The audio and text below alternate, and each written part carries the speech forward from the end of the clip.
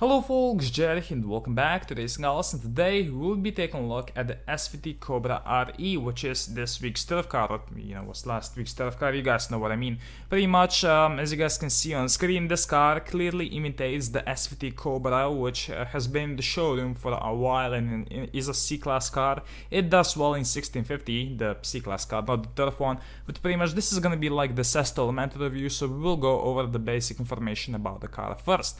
This is R2 class. I'm not exactly sure about the world record, but it's likely able to hit 6.7s. Now, in comparison to other cars in the class, it's not all that great. I would personally actually take any other R2 class turf over it. That just shows that I'm not really a huge fan of the car. It is very similar to the 93 Mustang Race Edition, except that, it doesn't actually look nowhere as creative, I guess. I mean, the 93 Mustang Race Edition used to be one of my favorite turf cars, so that's probably a high benchmark, but still. Unlike the Sesto Elemento we reviewed last week, this time, this car actually takes a few days to max out. Oh well, in my opinion, this is probably one of the laziest, if not the laziest, design ever for a turf version of a car.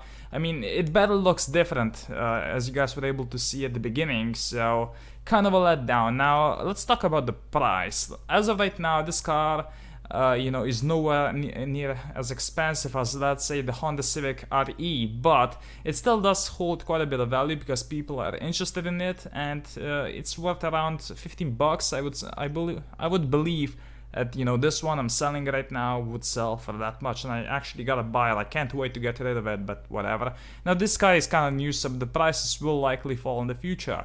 Let's talk about performance now. Actually, the first thing I have written down here is pink slipping, and it just says good luck. Yeah, if you want to pink slip this car, you really shouldn't, but that should be obvious. It's a new turf car.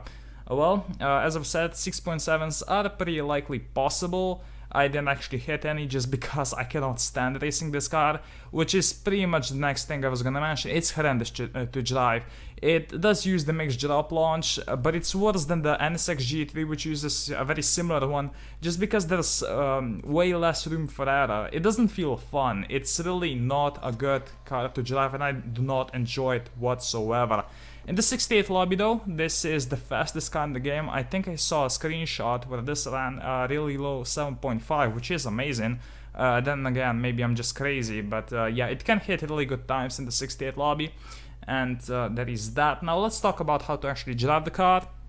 The release is a mixed drop launch. When the first light comes on, rev to 4,800 RPM. After that, just good luck. Sometimes it's just gonna mess up completely and you're gonna get traction loss. Other times, it's gonna be the perfect launch. Other times it's just, not gonna do anything, so whatever.